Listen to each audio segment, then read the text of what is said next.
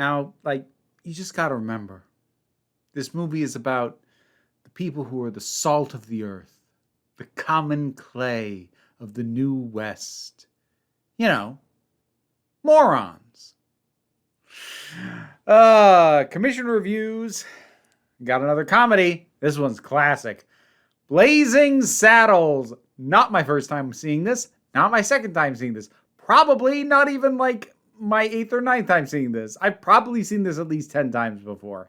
I like this movie quite a bit. Now, I haven't seen it in a minute. It's been a little while, but this is a good one, and I am very happy to say it still holds up. What I will say at the front end is that is a decent amount of slurs thrown about pretty casually. Now, I will note that this is a movie actually about racism, or at least a decent chunk of it is, even as it's doing a parody of Western stuff. So they're not necessarily unearned as far as, who is saying them and why. But if they are unsettling to you, yeah, obviously the big one.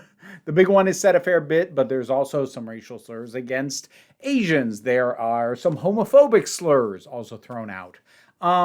They are all kind of done in the same general tone. And for the most part, I think the movie gets away with it so long as you do not find the use of the words just so abrasive that it turns you off. And like, if that's the case for you, I'm not going to tell you to like suck it up. If that's too much, that's too much. And that's fair enough. Maybe give this one a miss.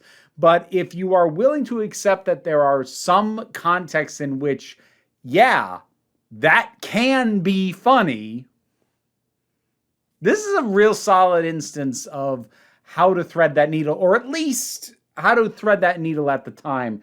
Like, I'll just note this really quick.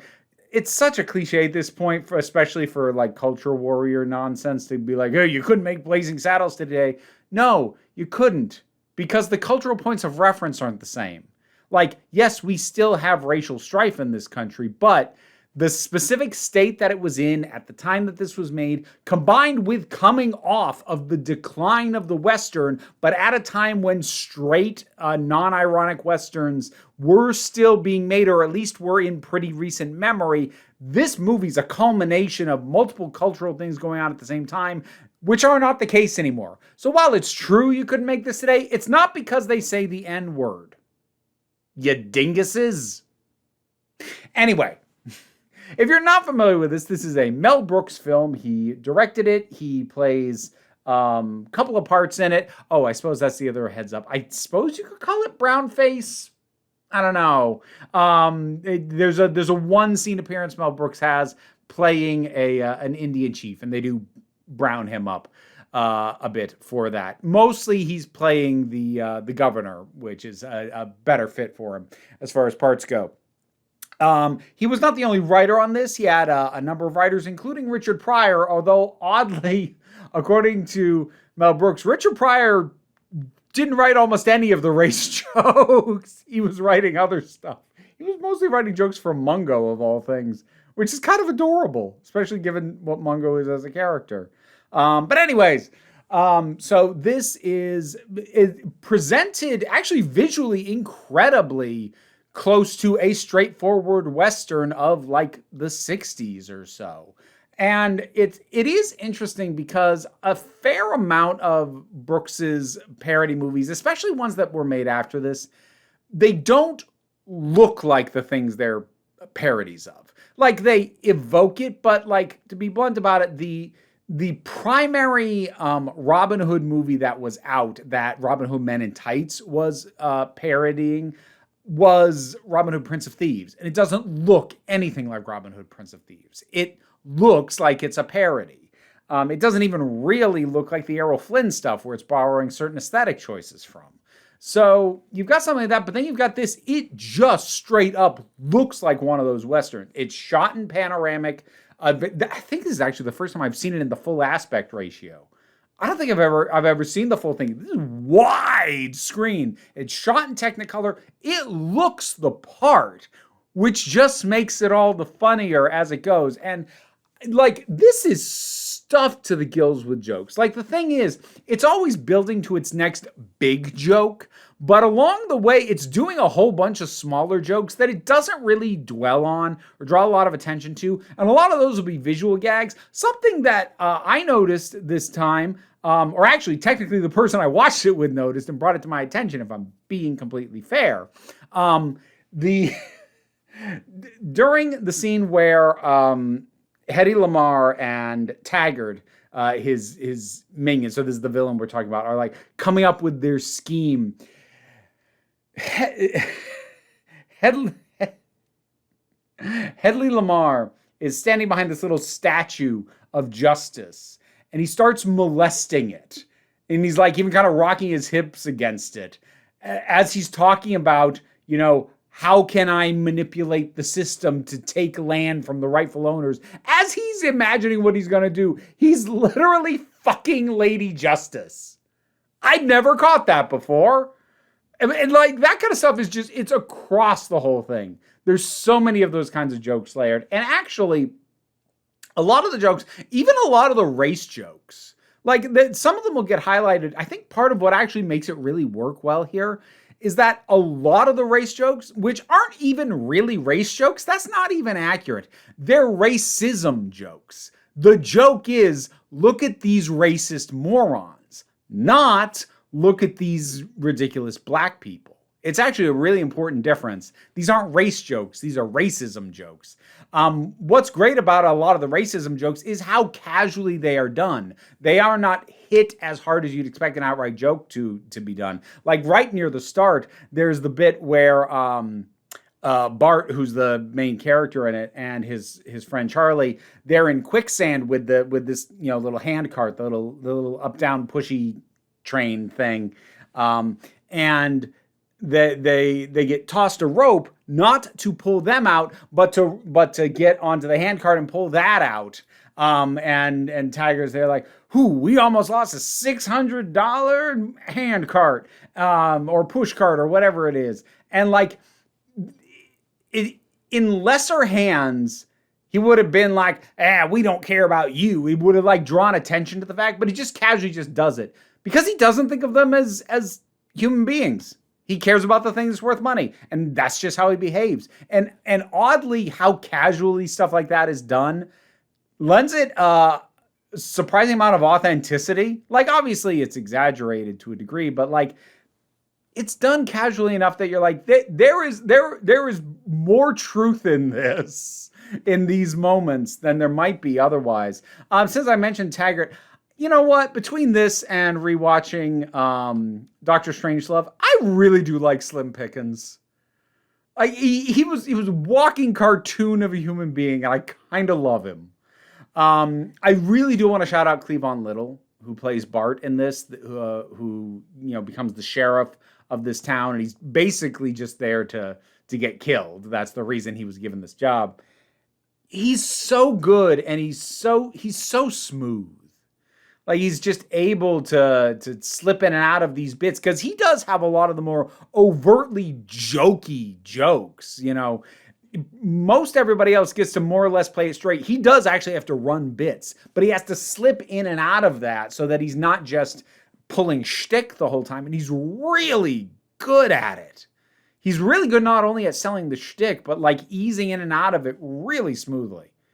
He's really, really good in this. The cast, especially the residents of Rock Ridge, where most of this is set, stacked to the gills with character actors from the time.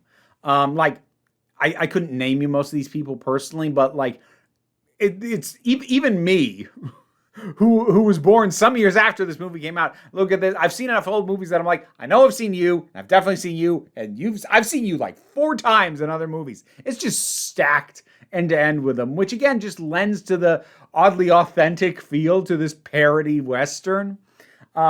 Gene Wilder, God, you want to talk about it? I feel like the best word to describe Wilder, not just in this, but in almost anything he was in, I think the word is effortless. He just seems like he's gliding on a cloud. This This is nothing. He makes everything look so easy. And he's doing that in this case while playing a completely bottomed out drunk and as a last minute replacement actor as well, which, oh boy. Yeah, he's really good in this too. Everybody's really good in this. I'm just going to shout out more people. Madeline Kahn. Okay. Seriously though, that corset and widow robe combination they have her in, it's got just the right amount of sparkle, and the way it framed, okay, the hourglass body on that woman, whoa, and she's really funny, which, like, yeah, that's the more important thing in this case, but dang it, man. Like, the thing was, I saw this at an age, like, I'd had puberty, but, like, I wasn't, like, thirsting for, for girls at that point. But, coming back as an adult, and especially as an adult who does burlesque, and, like, really taking the time to really look at that corset and thigh-high stockings, garter belt, and widow robe combo, I'm like, oh, girl, mwah, yes. So good. It's so good. I mentioned Mungo. Mungo's a really fun character because you know what I like about Mungo is that he's not quick on the uptake, but he's also not stupid, and he's ultimately a nice guy. He is a nice little bit. I mean, I guess it's not really polite necessarily to say slow, but I feel like that's the characterization. He's a little bit slow, and he's gotten in with a bad crowd, but like. He's just a big, sweet guy. And also, like, yeah, I mentioned, like, there's, like, a homophobic slur. There are a number of jokes across this that are kind of pull, to some degree, a little bit of a no-homo moment. But it never feels like it's done out of hate. Like, there's an interaction early on between Gene Wilder's character, the Waco Kid, and Bart, where Bart's like, okay, so what do you like to do? And Waco Kid's like, play chess. Screw, and Bart just goes, well, let's play chess. And it's just like he's just making his preferences clear, and I take no offense at that. Or there's a point where they're like, oh, Mongo's kind of like being nice towards Bart, and Waco Kid goes, I think Mongo's getting a little kind of sweet on you. Mongo just goes, no, Mongo's straight, and he like kind of pushes them away. But again, it feels like there's no hate in it. He's just like, no, that's not me. So I think that's a big part of why, even as it dabbles in language used to harm and oppress various minority groups, primarily Black people, but also, yeah, to some extent, gay people and whatnot, it's depicting that without being it, which is actually really hard. And it's what pretty much every other comedy that tries to ape what this does fails at. Because, like I said, these aren't actually race jokes. They're racism jokes. Even the gay jokes aren't about haha gay. It's about, these guys have to clarify, nope, that's not me. And while it is sort of taken as a given by these characters, like, I don't want to be that either. There's no Ace Ventura, oh my God, I kissed a man and I have to throw up now. There's no equivalent of that. There's no real animosity behind it. And the playfulness of that and whatever anger the movie has being directed at the racists, it is the secret sauce that so many imitators never, ever, ever got. This is still really funny, and it's really well done, and visually, it plays like a legit Western. Blazing Saddles. Haven't seen it. Have you rewatched it? What'd you think about it? Whatever your thoughts are, drop something down in the comments. Let's talk about it. Patreon pays the bills, enables me to do this as my living, and was also how I was commissioned to watch this movie. Even if you can't help me out that way, like, share, subscribe, they all help. Don't worry too much about it, though. We take a relaxed attitude around here, so you can come on back next time you need a break. Just remember, Mungo is only pawn in game of life. Words to live by.